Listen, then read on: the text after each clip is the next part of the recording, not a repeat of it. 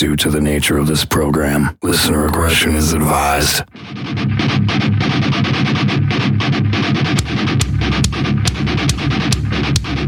This is Chris Broderick with the Fever 333. Pusillus Maximus from Guard. This is Eric from Necrogoblicon. Hey, this is Jamie from Bullet My Valentine. Hey, you got Dimebag's Hack. I do a million interviews, and you guys know how to have fun. What's up? This is Sam Rivers. And this is Damon from Sleep Killers. What's up, guys? It's Dorothy. Hi, I'm Todd.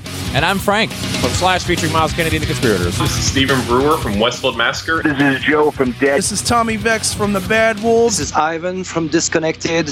And right now, you're listening to Honest.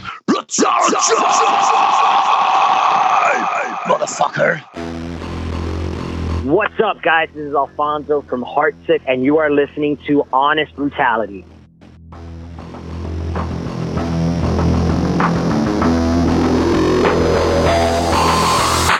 Hey everybody, welcome to Honest Brutality. This is the show that is all things rock, metal, and stuff that doesn't suck. I'm your host, Evil, and I'm joined by my buddy. This is Big Sloppy Mother Truckers. And we have a guy on the phone who is, I think, becoming one of the most well-known, unknown, should be well-known guys in the metalcore and just, rock scene. Alfonso Civile. Did I fuck up your last name, Civile? Whatever, fuck you. I'm done with the conversation. Thanks for pronouncing my name wrong. Fuck off. No, it's Civile. Say that again. Say it again. It's Civile. The E is pronounced. It's because we're Italian. Italians need you to know that they're Italian all the time. Civile. So let me do that exactly. again. Our guest, Alfonso Civile. There you go, exactly. You know what? Don't fuck with this guy, Evil. This guy knows jujitsu. I know. He'll whip your ass. We're going to talk about that. Hey, welcome to the show, Alfonso. Thanks so much for taking time out to do this today. Nah, man. Thanks for having me, man. I really appreciate it. Now, you are the heart and soul of the band Heartsick. And I say that because you really, really love what you're doing with this outfit. We love what you're doing with this outfit. And another really unknown band that, in my opinion, that should be more well-known. You guys are fantastic. Oh, dude, thank you so much, man. That really means the world to us, dude, honestly. It's something that we've all collectively, in the band, have worked so hard on for a really long time. We've been together for almost 20 years, the same core of dudes. The only guy that's different is our drummer. And he's basically been in the band for ever as well, because we've known him since he was 12. We've worked really hard on the band, and it's something for me that I'm super passionate about. It's just, I don't know, for other people, what it's like for other bands, and I'll be honest, I sometimes have the perception that a lot of dudes in bands care more about being famous and recognized and having attention than they do care about actually giving something besides that to not only the music scene but to your community. So for me, the band is really important because it's not just don't get me wrong, the attention is cool and that's great, going to shows, signing autographs, whatever, and talking to people, that's really awesome. But Alfonso? It looks like Trump knows that you're talking to Hispanics, so he put up a wall on our connection. Okay,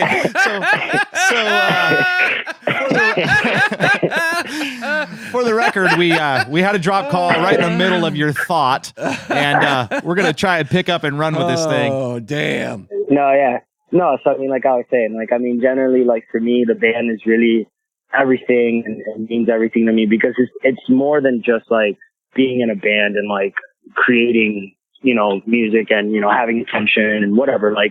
Those are all cool things, but for me, it's really more on the, it means something in the community and it's a way to affect people in a positive way.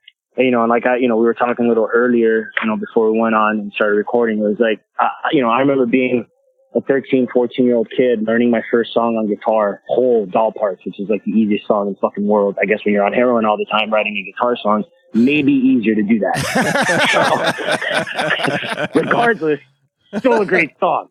But, and I would go to shows and concerts and stuff back in the early 90s, and go and watch my favorite bands, and it's these guys just seemed untouchable, and then you meet them and you talk to them and they kind of still have that aura, and I just always felt it sucks, meeting people that you really look up to and that like are influencing you, and they kind of just brush you off or just kind of look at you as like not serious. They're like, oh, here's this, whatever kid, just, have fun, kid, with your band or whatever. And I just told myself, man, like, when I get to a point, if I ever get to a point, if I'm allowed, if God allows me to be in a position where I can help bands and my band's getting bigger, getting more recognized, I'll never be that way.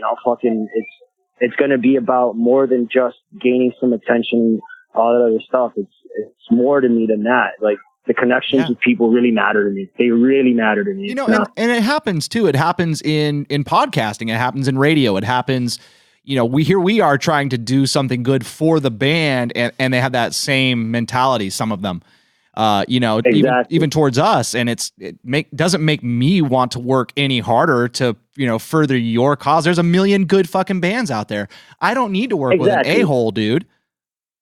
Exactly. I mean, and here's the reality, man. I'm not going to sit here and think that, like, blow smoke up my own ass. Like, I don't think I'm in the greatest band in the world or not the most original band in the world. I think I believe what we do, we do it well. I believe that we have some originality to us, but I'm not in La La Land. Like, I totally understand that, like, we're a dime in the bucket, like, whatever. But when you have connections with people that you can just talk to and hang out and just talk about things, and even though you feel that they're elevated in your mind, they're still just like you and they respect that. To me, that's the biggest and most important thing personally, Well, you say you guys aren't like the biggest band, but you guys are on the rise. I'm starting to see your guys' names pop up all over the map. Actually, I'm going to share this with you. Just this morning, I was on social media, and a friend of ours, Chris Solon Taylor, who I think you're familiar with. A good friend of ours. Yeah. He's rock. So I love that guy. Yeah, he's awesome. So he went into his son's room, and he was just being a dick to his son. It was hilarious. Anyway, he wakes his son up this morning with Heartsick, which I thought was great. That's awesome. Yeah, he's just cranking Heartsick in his son's ear. His son's like, I'm up, God damn it, I'm up. That's awesome. I thought it was funny. So great. Chris is a great dude, so we just want to talk him up for just a second. Yeah. Because you're going to be doing one of his events. Yeah. Oh, yeah, absolutely. Yeah. Part of the Dark Side stage at Rock, Oklahoma, man. So that's going to be insane. Yeah. And that's a good time. He puts on one hell of a show out there, and he is a pro. So that's awesome. Now, I want to get back to what we were talking about a little bit earlier. You were talking about Heartsick, and you guys have been together almost 20 years, but not as Heartsick, right? Heartsick is a newer iteration. No. Yeah, Heartsick's a newer sort of like take on the band. And basically, so we used to be a band called No Life. It was spelled KNOWLYFE because, I mean, corn, duh. Why the fuck not? So yeah, we started the band when we were all 18 and 17, just getting into college, just graduating high school. I had just moved to Michigan, and there was like an ad in the local music store here for a band, and I had like a bunch of like gear. I had just moved from Miami, because I'm originally from Miami, and I was like a bass player, and I had like a bunch of bass and guitar stuff, and I met my buddy, who's a guitar player in our band, one of my best friends, Jared. And we were like, well, hey, let's see if these guys want to jam. And it worked out really well, and then so they had a name like called Explicit, which, I mean, not any better than No Life, but whatever. So we're like, yeah, that's being the 18-year-old geniuses we were. It's like, Explicit, stupid with an X. Let's spell it with a K and call it No Life, with a Y. We're like, why? Like, the more I look back at it, I'm like, I have no idea why we chose that, but whatever. It was cool. And we developed the name. And we just, just kept playing shows and just always like touring and stuff. And we just kind of like kept doing it, because we really just fucking love doing it. It's just always been fun. And we've been the same core of dudes. The guitar player, bass player, and myself have been in the band since the very first day of the band, since we all jammed together. And, we used to be called No Life, and we did that for a long time, and we had some we had some cool success. We played a bunch of shit. I mean, we were part of like Mayhem Festival like 3 times in a row. We were sponsored by Jägermeister back when Jägermeister was doing all the stuff they were doing with bands. I mean, we got to do a bunch of really cool shit as a band that's never had a record deal in their entire fucking life in existence, who's never had a manager, like that actually stayed around long enough for it to become something more. You know, we've had managers here and there, but it's just, we have some weird fucking luck. And so a lot of stuff with that never took, but we just kept grinding and have been grinding it out. And we did a lot of stuff as No Life. And then we ended up getting these new managers that were really good friends of ours. Actually, did you ever hear a band called Straight Line Stitch? Oh, yeah. Absolutely. Yeah. So we used to tour with those guys like all the time. I'm dating myself here, but I found them on mp3.com. Wow. All right. You're almost as old as us. You know I'm the real deal. You know what I'm saying? Like that old, like that.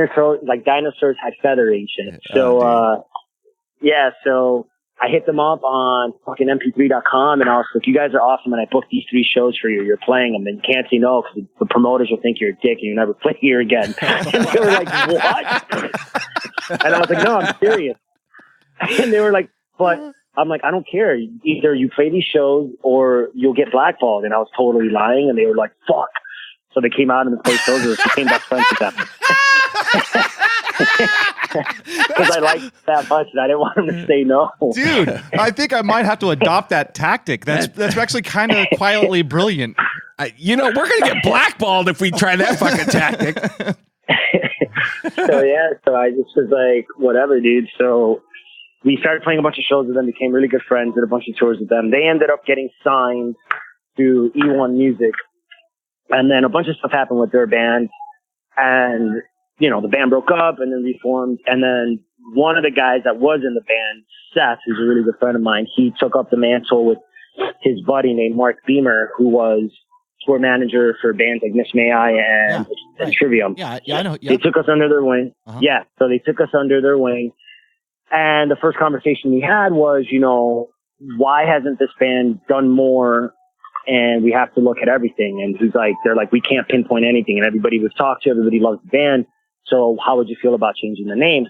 And it was something that we had always played thinking about, especially with the drummer at the time that we had, whose name was Matt. And he always wanted to change the band. We had friends in a band called Taking Back Sunday, who's now in a band called Fate's Got a Driver. And Eddie was like, I think change the name of the band, blah, blah. So something we always heard, but we were really hesitant to do it because we built the band name up so much and everybody knew who we were and people really knew the name. So for us, it was like, dude, if we change this name, then we're going to really kind of, take a kick in the dick by doing that. And they were like, no, dude, you don't understand. I know you guys think that people know who you are, but in the grand scheme of things, nobody knows who you are. So you're going to change the name, change it now. Right. And so we started having the conversation. And what really made up our mind to change the band name was our drummer, Matt, actually passed away. He ended up passing away, and it was something that he really wanted to do. So we kind of looked at each other and said, if we're going to do this, we're going to do this now. And Matt would have loved this. And we're like, all right, let's do it. And we kind of started writing down band names, and the one name that everybody liked was Heartsick, and we just changed the name to Heartsick, and we went into the studio and released our first record under that name. We've been that name for about 4 years now. Yeah. And so that was kind of an homage then. Yeah, absolutely, man. I mean, we really loved him. Matt was a guy that if you met, it was like instant. You just fell in love with the dude. He was just charming and funny. I mean, he just had all these quirks about him that were just so fucking cool, man. And, losing him was such a deep scar for us. And that was for us, it was the best way to sort of, immortalize him in our own minds, You guys have been on my radar for, I'd say 3 of the last 4 years, and one way or another, you keep popping up. I know we've played you on our show, cool. That kind of thing. But the thing that's interesting to me is I started really looking at your band, and I'm thinking to myself, man, this is a band who keeps on skinning their knees. Like, they keep on falling down, but getting back up. It's funny, man, because it's like, talking to us and we have, a million stories. Like, we've been a band for so very long. Right. And it's like, we've played, dude. we've opened for bands like, let's see, we opened for Spineshank, like when Spineshank was like the shit, you know, when they were coming up, 40 Below Summer. We played with a band called Apartment 26, if you ever remember that. I remember those guys. Yeah. Yeah, no, dude, yeah. I mean, we played with everyone and anyone, and, you know, we've been around for such a long time, and we have all these crazy, funny stories, and, you know, we've done so much things that nobody knows about, you know, that people are just like, are so like, you know, unaware of, because we don't, at the same time, we don't sit there. We're not the kind of band that's like, oh, we're gloating. Look at all the cool things we've done. It's just like, whatever. We're just dudes and we just like having fun, you know, but we have a lot of really fun, cool stories that like we can share with people, you know, like with so many different bands. You alone have a lot of interesting stories. I was listening to one of my friends' podcast, formerly John's Untitled, now Brutally Speaking. And yeah, that's my homie. Yeah, and he's a good dude, man. He and we talk all the time. I've tried to help him save some audio, and I failed miserably. But shout out to John. Go check him out. But dude, I love John. Yeah, he's a good dude, and Metal Nexus does a good job. But you know, the thing is that podcast that you did with him, you were talking about like you're involved, really ingrained in the industry. I mean, we can go down those roads. You've already talked about it over there, but El Nino and then Westfield Massacre. The whole thing I'm getting at here is no matter who you've had the opportunity to go and work with, you stayed very true to the core of Heartsick and making sure that that's, you know, in the forefront of what you're doing. It's your primary. Oh, dude, absolutely. I mean, I'm 100% honest when I say like I'm truly 100% in love with the music that we make. I believe in it 100%, and I'm also 100% truly in love with my band members. Like, they are my best friends. Like, they really are. Like, I've been through hell and back with those guys. I mean, we've survived member deaths. We've survived car accidents that almost killed us. You know, like, I've been through hell and high water with those guys, and they are my best friends. Like, they really are.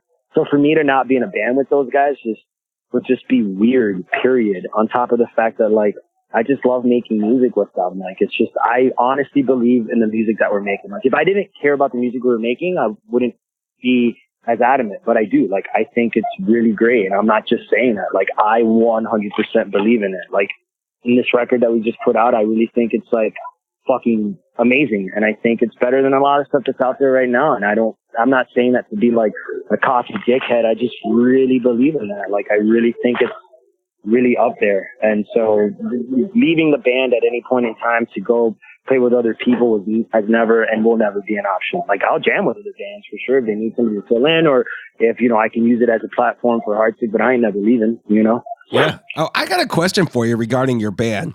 Richard, you guys call him Jared. How the hell do you get a nickname Jared? I mean, Richard, the nickname for Richard is Dick. It's not Jared. I don't understand. How'd that happen?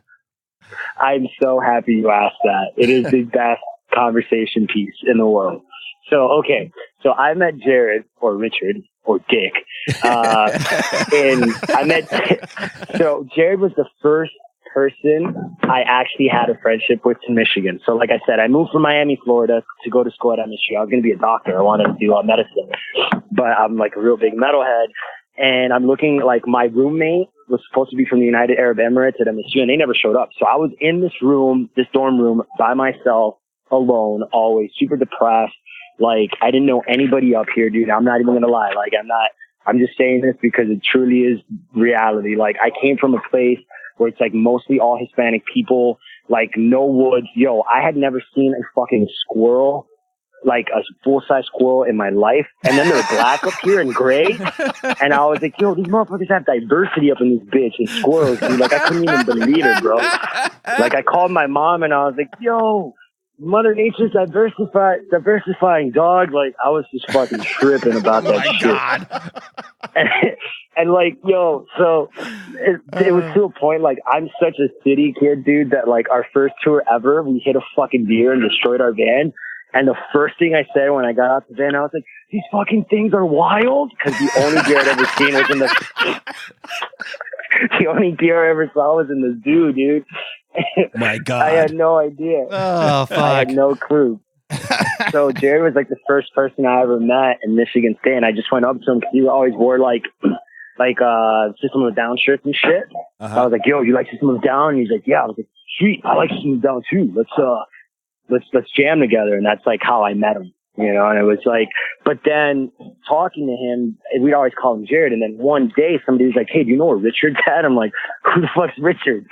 And mind you, I'm in a band with the guy, and they're like, yo, Jared. And I was like, oh, okay, yeah. He's like, he's over here or whatever. And I went up to him and I was like, yo, so like, why do people call you Jared? And he's like, what do you mean? And I was like, is that like your middle name or something? And he's like, no. And I'm like, all right. So is that like a nickname? He's like, well, kind of. And I was like, what do you mean? He's like, well, when he told me this, I was like, I'm so glad we're doing this interview because this is like my favorite story in the world to tell. So when he told me this, I can't stop laughing because I was like, what the fuck? And his parents are so awesome. But I was like, okay, so why do we call you Jared? And he's like, well, my parents wanted to name me Jared, but didn't want to lose my dad's name. So they just called me, they put Richard on my birth certificate, but they just called me Jared because they think that's my real name. And I was like, so wait, hold on. Your parents gave you your actual name, but never really actually call you by your name? And he's like, yeah. And I'm like, dude, that is so fucking funny, dude. Crazy. I've never heard anything like that. That's too funny. I was going through your guys' EPK and on the bios, and I saw that. I said, why the fuck would somebody named Richard be going by Jared? I thought maybe he lost a lot of weight or something. I didn't know. No. I had no clue. That is the only reason why we call him Jared is because like literally his parents call him Jared. Like I have never heard his parents ever say like swipe. I haven't even heard his parents ever say his name is Richard. That's nuts. Hey, well, I want to bring some before we started this this conversation. You mentioned that you're familiar with some friends of ours, Chris from the band The Last Band. And last time Chris was on our show, he had mentioned they were getting ready to come out this spring to do a tour. And I had no clue that you guys were the band they were talking about touring with. Yep. You want to speak to that a little bit? Yeah, so they were coming from Sweden and we were going to be doing some tours out with them. So I just got this random message one day on my Facebook about, hey, like, you know, we really are interested in coming to America to play some shows. We're a band called The Last Band from Sweden. And I was like, so what's your band's name? He's like, The Last Band. I was like, no, like, are you like the last band in Sweden? He's like, no, the band's name is the Last Band. And I was like, oh, okay, I got it. So I was like, yeah, dude, like, you know, like we can help you out. That's not a problem. Like we've done this before. We brought a band from Puerto Rico. We booked an entire month show tours like with them. And what we did was they just shared our van with us and they rode in our van and used all our gear and we just split the cost. So yeah, so we were just like, if you guys are cool with just splitting the cost of gas with us down the middle, we'll go ahead and let's do it. And he's like, yeah, sure, let's do that. That's not a problem. He's like, well, how much are you going to charge us to tour with you? I was like, what are you talking about? They're like, well, you know, like to like book the tour. I was like, I don't fucking want your money. Like, I don't care about your money. Like, that has nothing to do with anything. Like, I just don't believe in having to like buy on tours and shit. That's just stupid. Like, I don't get it, but whatever. Just is what it is. Anyway, so they were like, if you can book the first and the last shows, then we will start this visa process because that's how we do it over here. And I said, yeah, sure. So we booked the shows.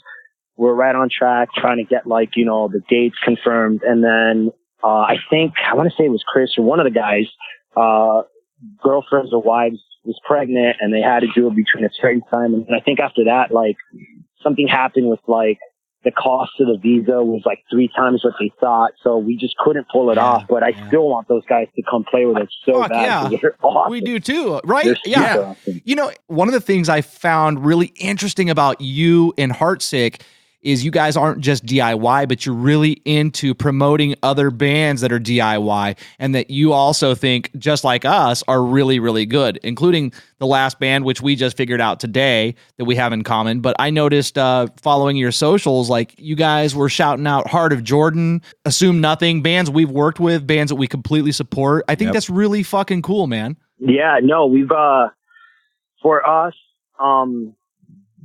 we really wanted to always stay true to like the local scene, you know, be part of that. So when it came time to really just start playing more shows with bands and everything, we, you know, for us, we felt like there's always been a really big gap in that within bands. You've got bands that are like, you know, that own thing and sort of just like always sit and sort of stick to these cliques of like, well, this is our little scene right here. And we noticed that a lot, and especially back when we were coming up here in Michigan, there is a really big scene in Grand Rapids, Michigan. And it was like super huge. But at the same time, what it was like, if you weren't part of that scene with all those bands, then you were pretty much shit out of luck, and it was really hard for you to get a show in Grand Rapids. And Grand Rapids is a really awesome, like, scene to play, and they've got some amazing venues. So it's some place you really wanted to get into. For us, seeing that kind of cliquey kind of thing, that just never jived with us. So we've just always wanted to, you know, promote all of bands. Because, you know, I personally get it. Like, listen, if one makes it, everybody else can make it. If you can put like a good, like, eye on your scene, then people are like, wait, this band came out of where? And they're like, oh shit, there's more bands there. Like, why wouldn't you want to do that? Like, I just don't get that. Yeah. The idea of like, the idea of just hogging all of the attention and keeping all the spotlight and trying to like make it so that your friends can't, or your so-called friends can't steal your limelight, is just stupid to me. Like, we're all in this shit together. Like, even like bands like Slipknot and Lamb of God, like, they all started in the same fucking spot. Like, nobody, it wasn't like you were born out of the womb and you were like, I'm in a band called Slipknot and we're fucking huge. Like, that's not how it works, you know? Like, and you just come out of the womb fucking headbanging, punching people in the face, you know? Like, you pay your dues. Yeah. And for us, it's like, if we have a chance to magnify our own band, let's give another a band a chance and like I said, we're a band of guys that really grew up in the 90s, and we saw that in the 90s. You saw that with like, it was like Korn, Stain, you know, Deftones, and then Orgy, and then Limp Bizkit, and it was like all these bands were like helping each other out, and like, look what happened. Like, they literally changed the face of metal and music. So why the fuck are we not doing that now? You know? You know, it's funny you mentioned Korn in that, because they're doing that right now with a young band. Yeah, a band called the Mendenhall Experiment. They've taken them under their wing. And are you familiar with those guys, by the way? Mendenhall Experiment? No, not at all. They just did a biography. A documentary, sorry, with Brandon Mendenhall. He's got cerebral palsy, and he used playing the guitar to help him. Yes. I saw that. I saw something about it. I want to see that documentary really bad. Check it. We had him on the show. You have to see it. He's wonderful. You got to see it. Mind Over Matter is what it's called. And the most important part is that we're in the movie. Yes, we are. Yeah, we saved it. I mean, you don't know we're in the movie unless you're looking for us in the crowd. But anyway, but you mentioned Korn and how they're helping other bands back then and even now, and the love they show towards Brandon Mendenhall in this. You'll see it in the biography. It's badass. It is. It's great. Yeah. And you're right. You do. It's a scene. It's a community. The metal scene has got to be a community in order for this thing to grow. Yeah. Alfonso, from everything I've heard you say, going back and doing some research to get to know you prior to bringing you on the show, one thing that really stands out is you have a strong disdain for those elitists in the metal scene and for the division between the haves and have-nots. And I appreciate it personally. Would you like to speak to that at all? Yeah, absolutely. You know, for me, the reason why I have such a disdain for that is because in my opinion, it's just another form of bullying, and I fucking hate bullies. Right. Fuck yeah. Yeah, so do we, man. Right on. Like that.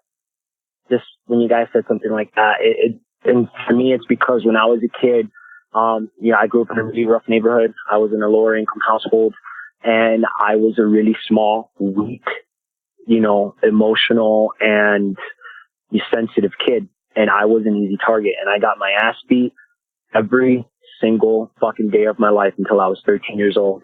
I mean, you know, I had kids literally bashing my head into the fucking concrete to where my sister had to come and like save me, like things like that. And that's the reason why I got into martial arts, because I was so weak and frail and so afraid and just an easy target that my dad got sick of me having that happen. So I got into judo and jiu-jitsu and all that stuff.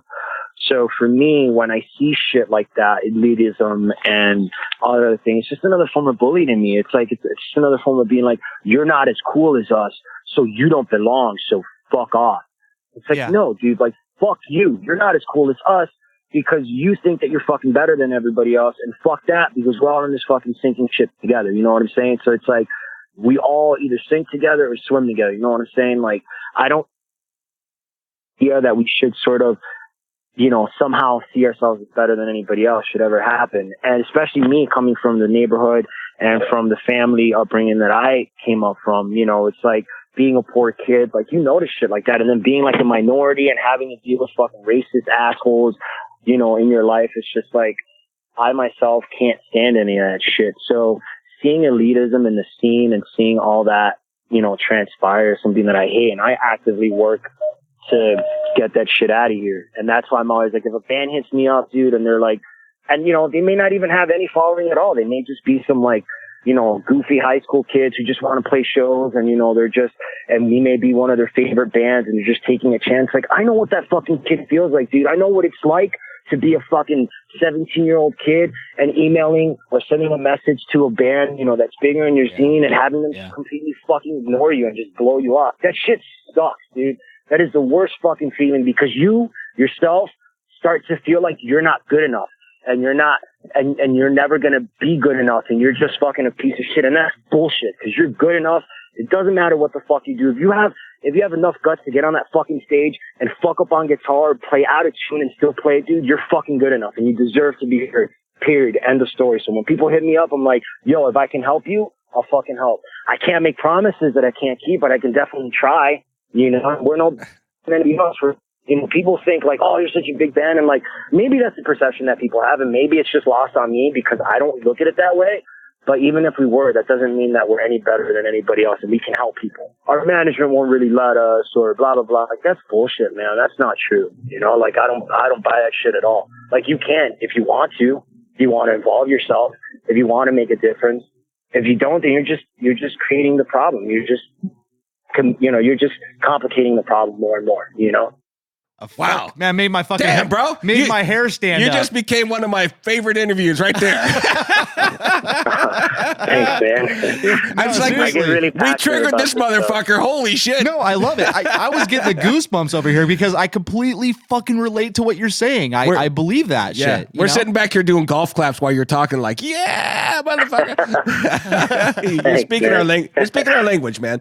I really appreciate that, man. That's fucking beautiful, and it's amazing. Yes. What do you think is going to happen with Heartsick in the near future? You know, with the stance that you have and all of the work that you've done, do you see an immediate return in your future, or do you just plan on continuing to grind it the fuck out?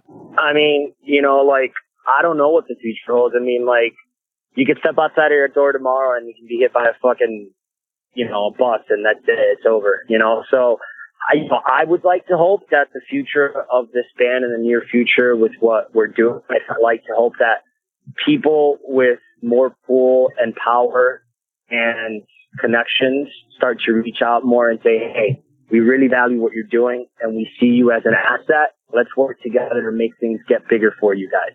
To me, that would be the best outcome, you know.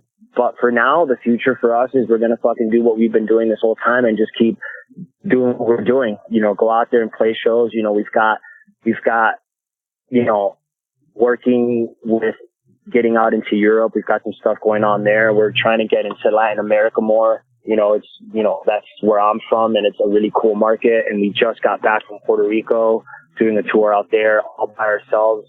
You know, the fact that we don't have a label, the fact that we don't really have any management isn't going to stop us from working our dicks off and trying to make things happen for ourselves. Because at the end of the day, dude, like, you guys do your podcast, you guys do what you're doing. It's like, you 100% know that the only person that's going to work for you is you until somebody decides that they see the value in you. So we'll just keep working. Yeah, you know? No, I totally get it, man. Yeah, I think Europe probably be a good move for you guys.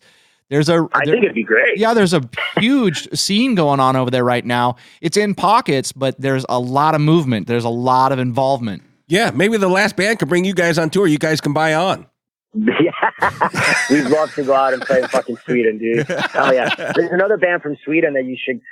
Man, there's a band from Sweden that's really sick too. We played with them in like Louisiana on a tour once, and it's like they call themselves like hippie metal or something. I forget the name of this band, dude, but they're really sick. I'm gonna have to find it and like message you guys. Like their stick is like they dress up like country bumpkins and like they play like fucking shovels and shit and they turn them into dude. It's crazy, but it's fucking rad. Definitely want to check it out. How do you feel about the modern industry and the scene that you're involved in? It's a tough one to be in. Are you fairly comfortable where you're at, or do you feel like you need to do something different? I mean, for me, man, I'm the kind of person that's always working towards something. Like I always have to have some sort of goal. I always have to have some sort of like direction and feel like I'm accomplishing something in anything I do. And so seeing the way that the things are, I mean, they're very hard right now as far as like being a band like us, where it's like you basically, you know, especially being that we are too, like you grew up in a time where like being a rock star was like the shit, you know, and like record labels would like develop you and they would give you all this money, and you know, if you would tour, you would make tons of money being in a band. You could be the next Tool, or you could be the next Guns N' Roses, like, or fucking Machine, or whatever it was. Now, you know, labels, like, they're not going to give you fucking hardly any money. And the money that they do give you, like, they charge you up the ass and interest to pay back. And, like, a label wants to see you. Basically, a label now really is just, like, a very inclusive bank for bands that are part of the Cool Kids Club. You know, it's like you can't get on a label until they see that you're doing a lot of work on your own. That if you can build your own self up and your brand up, then a label can step in and say, hey, yeah, you know, we really like what you're doing. So in that aspect, it's hard because you really have to do a lot of the work, like all of the work. If you're in a band now, like you bet your ass, you better know how to do marketing. You better know how to do PR. You better know how to make your own flyers. You better know how to shoot a music video. You better know how to record your demos. Like you got to do it all, dude. Like 100%. Yeah. At the same time, all of those things make it easier because now you have control of your fucking, of your business. You have control of your brand. Right. And you can make it whatever you want. And the only person you can blame for your brand failing is because you're too lazy to do any of this shit. And if you don't feel like working as hard as you do. Like, for example, for us, man, like none of us come from rich families at all. I come from a very low income family. Our bass player, same thing. You know, drummer, everybody comes from, you know, middle income to lower middle income families. Some of us have kids. So once you have kids, all your money goes to your kids, period. Family first, 100%. You know what I'm saying? So for us, there's not a lot of money flowing in. We don't have rich friends, investors that are throwing us money and we act and pretend like, you know, we're causing this all ourselves. But the reality is some dude's behind the scenes giving you a bunch of money because he thinks he's going to make a bunch of money off you. I work 3 fucking jobs to pay for my band shit, period. My band members, I wish they could put in sometimes, but they got kids, they got wives and shit. Like they got mortgages. I got mortgages. You know what I'm saying? Like they can't do it, but I don't have kids. I don't have that, you know, I don't have that blessing or that luxury or whatever you would call it, but I fucking have 2 hands and 2 feet. Even bet your ass I'm going to be working till I'm, you know, 16-hour days to pay for my fucking band shit, to pay for the marketing that we need to do all that stuff. And that's what you got to do now. You really do. And if you're not hungry like that, then make room for people that are hungry like that. Or look at your life and be like, what am I hungry for? Am I hungry to be in the same bullshit that I'm in now? Or am I hungry for more out of my life? And what will I do to make that happen? You know, it's too bad you're not a little more passionate about your band. All right. No, it's a great thing. Of course, I say that in jest. You're one of the more passionate people I've heard on our show. Be quite honest with you, and the way you're attacking the scene, I dig it, man. You're a breath of fresh air. I really enjoy having you on here today. Thanks. I mean, dude, I'm doing this interview right now. I'm literally delivering groceries to people. I'm about to pull to some. I said, I'm like, I'm doing an interview. Sorry, like, hope you don't think I'm rude. You know, I'm like, no, that's totally cool. It's like, I mean, I'll do it. I don't care, dude. Whatever it takes to accomplish my dreams and the goals that we have, I'll fucking do. You know? Yeah, we were talking about that. You're delivering groceries to help fund the band. Yeah. It's one of my 3 jobs. Yeah. I mean, in order to fund this show, I've been pimping Evil out on the street corner here on the weekends, but he seems to like it though, so it's okay. Yeah. Well. I mean, with a guy named Sloppy Dick Trigger, I think we could do a lot, honestly. Hilarious. You guys are fucking black. You guys are black. As have you. I mean, have you thought about, bringing the band out onto the West Coast at all? I know it's a tough scene, but have you thought about it? Oh, dude, we've gone to the West Coast before. We actually we did a tour, like I said, with Straight Line Stitch years ago. We went out to the West Coast, and we've been in like Nevada. We've played in New Mexico, Arizona. We've been to all those states. We haven't gone back in a really long time because what's ended up happening is that it's just really expensive to get out there. Yeah, and it's hard to find. No, yeah, I mean, the West Coast is awesome. It's just, and we want to go back. It's the amount of cost that it costs to get out to shows there is not that bad, but also it is the problem with money, having to be able to do that. Yeah. Sure. What's the return on your investment? It's not, I don't know if it's financially worth it, to be honest with you. Nah, I mean, fuck that. Like, who gives a shit, dude? Like, don't go into this shit thinking that you're going to make like a lot of money. Like, whatever, dude. Just realize it'd be nice to break even, though. Yeah, just realize that as long as you break even, it's definitely worth its weight in gold, especially with the relationships that you make with people.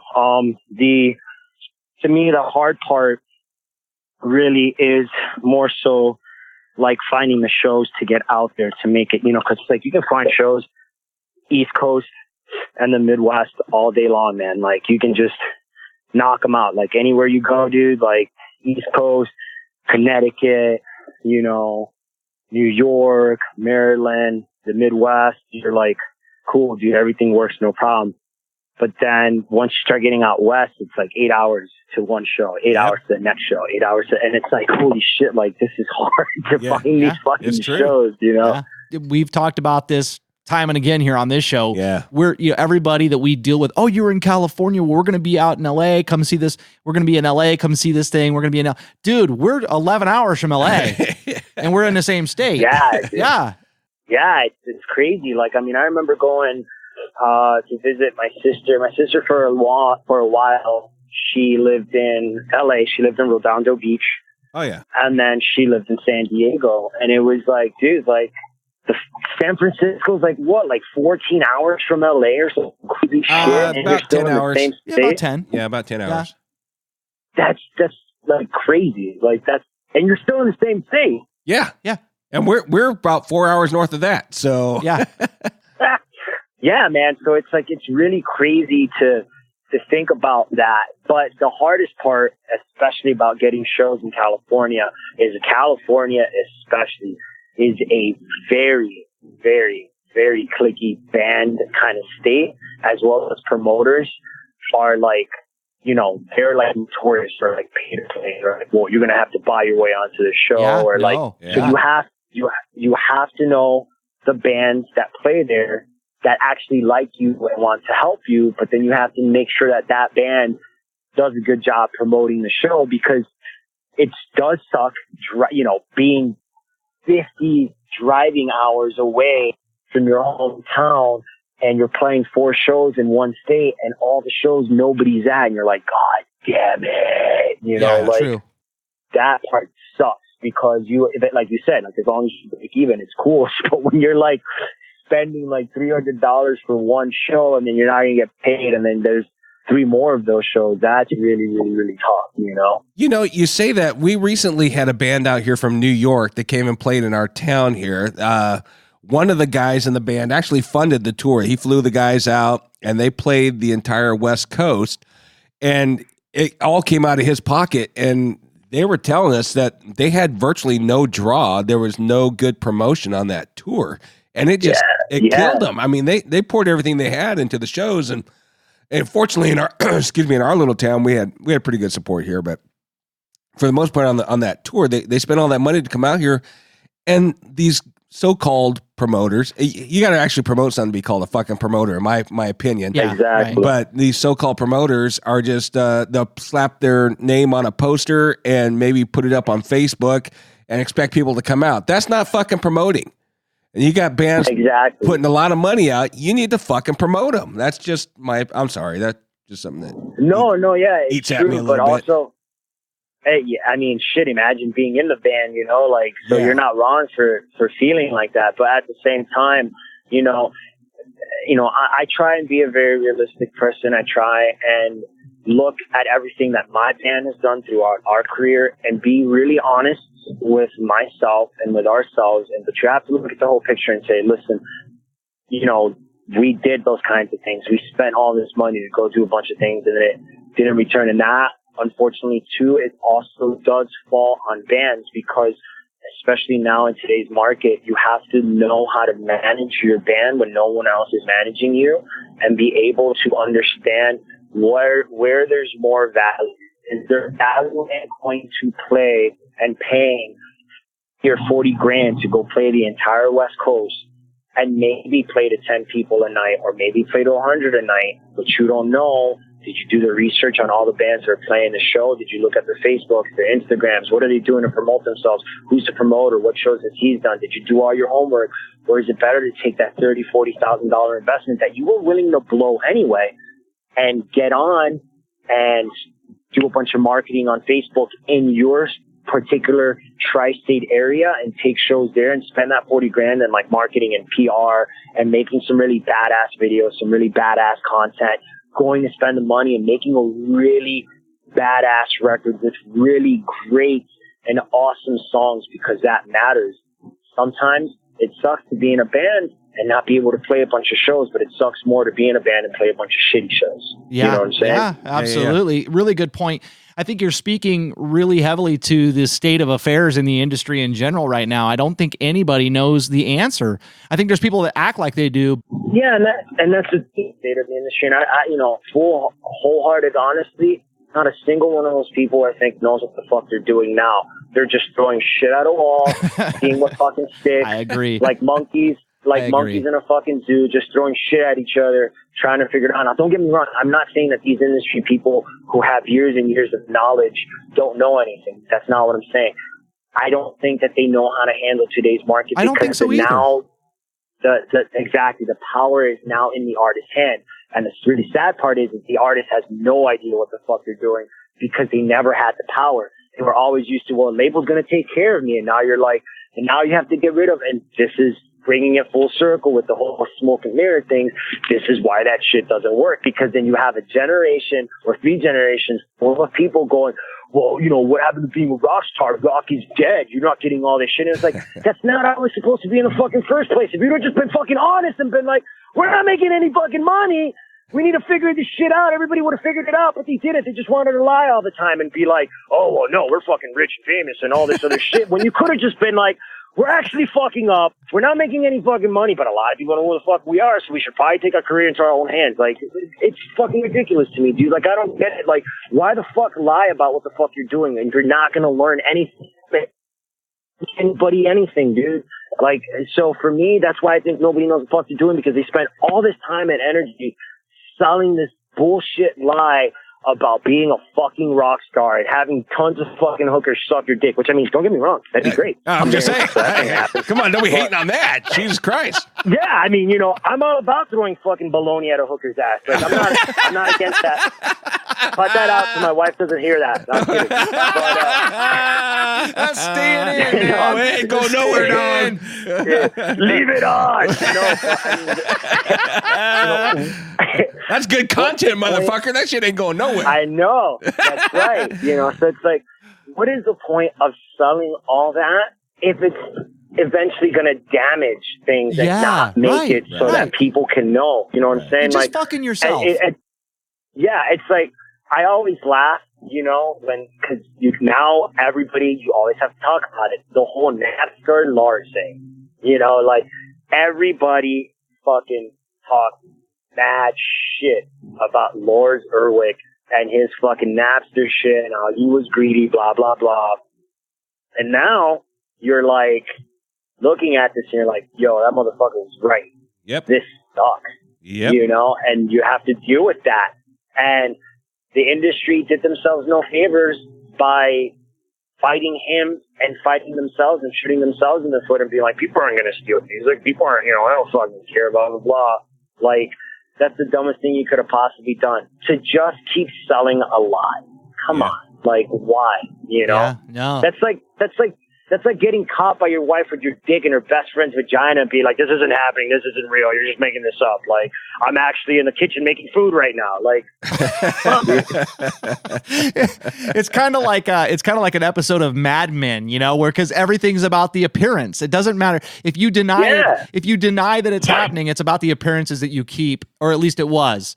And I completely agree. It still is. I know. It still is. And that's coming about the elitist thing. That's why I have a problem with it too. Yeah, because totally. It's just selling bullshit. Yeah, we get it, man. We deal with it on another level with, or on a different level, I guess I should say, with things that we do. And we feel, I think I could speak for everyone here at Honest Brutality when I say we feel the same way. It's ridiculous. Hey, motherfucker, you ain't speaking for me. Let's all be real, Let's just be real with each other. Like what's wrong with that? Exactly. Yeah. Exactly. And and that's something that I often struggle with at times in the band, because you have the questions asked, well, you've been a band for so long. Why the fuck hasn't nobody, even, we had a conversation with our PR guy. We just hired a PR firm to try and really get the band more, a bigger stage to be seen on. We think we're doing well right now on our own, but we need it now. We really do. And having a conversation with our PR guy, this is something that's been brought up and I have no problem bringing it up is, well, we don't want people to think that, you've been a band for this long. So what's wrong with the band? Why have they never had really, really big success and stuff like that? And and one part, what you're trying to do there is sort of, put the history aside and if no, this is a new band because you're afraid and you don't want people to not engage with your band because there's something wrong. And I totally get that. But then there's this other part of you, especially, with me being the kind of person that I am, that has to struggle with like having to want to be truly and wholeheartedly transparent, but then understanding there's a business side to things and where does that line start and end. And I believe that sometimes my honesty and sometimes my beliefs and my passion about things can play a role in stifling certain things because I don't want to lie to people. I want to tell people that we're this giant, huge band, that we're making tons of money and, put us as the headliner and give us $1,000. Like, I don't do any of that shit. Like, I had this conversation with a promoter, who wanted to book us and I fucking laughed my ass off. He was like, well, we really want you guys to play, but we just didn't ask because we don't think we could afford you. And I was like, what?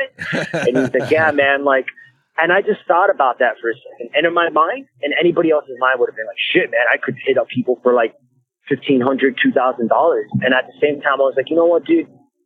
It's more important in my mind to have 200 or 300 people there and maybe get paid $300 or $400 and then come back the next time and be like, okay, now, we're going to ask for a little bit more because we collectively as a unit, yourself, the venue, and ourselves made something really great happen. And we made something be huge and take less money than take a shit ton of money, put this place in a financial strain that they've been in with before with other bands that keep fucking them and play to nobody. That doesn't help anybody. I'm thinking about other bands and the younger bands that want to come play this venue. I want this venue to stay there and be awesome and keep bringing bands in. So you know what? I'll take the pay cut. No big deal. Let's make a really great show. Fuck it. Yeah. Want the venue to stay there. I think that's crucial because the venues are drying up too. We're seeing a lot of that. Like, the classics. Dude, left and right, man. Left and right. Yeah. Well, you know what, man? You have been a fantastic guest, and I really appreciate you taking time out of your busy shopping schedule to come on and do the show. So did you want those organic carrots or did you want the bananas, you fucking dickhead? Plantains. Yeah, hey. Don't fuck around, dude. Plantains are my shit, bro. I'm Hispanic. That shit's like the potato of the fucking Hispanic community, dude. Right? I know. They're so good fried, too. I love them. Yo, you want to fucking kidnap me? Just put free plantains on a fucking van and that's it. I'm over it. Hey, man, was there anything that we didn't talk about or touch on today that you really wanted to? No, man. It was just an awesome conversation. The idea of having a conversation that's like planned where like people said, what can or can't we ask you? And like, fuck all that, dude. We had an awesome conversation and that's what it's about. Like, I just enjoy talking to you guys, man. 100%. Like, we hit a bunch of cool stuff. Got to just be honest and be candid with each other and just be fucking bros. And that's what life is about, man. So I'm fucking happy as a lark, Well, cool. Welcome to the Honest Brutality family, man. And thanks so much for doing the show. Awesome. Yeah, no problem, man. Thanks for checking out the band and thanks for letting people know about our new record and all that, man. We really appreciate it, dude. We really appreciate the support. And it's people like you and markets like yours that are coming from the underground that are really putting bands like us on that platform and able to give us the space that we need to grow. And we are not blind to that. And I just want to say from the bottom of my heart, thank you, because your shows and what you're doing matters. Bands like Slipknot, bands like Lamb of God, all those really big bands, they have a platform. We don't. So thank you for being and fighting for the little guys, man. We really appreciate that. Have a good one, guys. Alfonso, this guy, like I said in our introduction, it probably should be more well known than he is. He's really connected in the industry in a lot of weird ways, and he's a great dude. Man, I hate to say this because I enjoy pretty much all the guests we have on, but he's become, just from this one conversation, one of my favorites that we've had on the show. It's no surprise that he's familiar with Chris of The Last Band, who's been on here as a repeat offender. That blew me away. Can you imagine those two dudes in the same room? Oh my God. Seriously? Oh, the animal would just come out of everybody. Oh, yeah, great guest and a great band. I really dig Heartsick. I like what they're doing. And I didn't even realize I'd been listening to him for all these years off and on. It's one of those things. Yeah. But got an education today here on Honest Brutality all the way around. I really enjoy when we have a guest on that is really passionate, not only about their band, but for the entire scene, the music scene in itself. The music world. Yeah. Really. It's really refreshing to hear. And it's refreshing to hear somebody actually say something. And then I don't know what we said exactly that triggered him, but he got fucking on a tangent, and I love that I did too, yeah. And he's just being real, and we need more people like that in the music industry. And we need people like you who help support the music industry and our scene and our podcast and our radio show, and we appreciate you. Thank you so much for all you do. Go over and check out Heartsick, and when you're done there, if this is the first time you're hearing this, go check us out, honestbrutality.com. All of our socials, we're on Facebook, Instagram, Twitter. Come over, give us a like, a poke, a wave, a tickle, whatever it is you do on those respective sites, a heart. I don't know. I'm so confused now. Social media is kicking my ass. Give us the finger. We don't give a shit. Yeah, give us the finger. Yeah. And if you're listening to this podcast on whatever platform it may be, whether it be Apple Podcasts or Stitcher or Spotify, do us a favor, give us a like and a review there. That really helps us out. We do appreciate it. You can check us out on Rock Rage Radio. We are there every Saturday, 4 p.m. Eastern, 1 p.m. Pacific for 2 hours of fun music mayhem. You can also listen to us on Tuesday nights for Center Stage. Yeah, 5 p.m. Pacific, 8 p.m. Eastern, where we highlight a band such as Heartsick, and we play their music and part of the interviews and all that fun stuff, and you get to know them a lot better. And that after you listen to all that, give us a call, 530-962-0411. Again, that's 530-962-0411. In the meantime, be good people, take care of one another, and most importantly, stay metal! What's up, guys? Alfonso from Heartsick, and you're about to listen to our song Methylene Blue right here on Honest Brutality.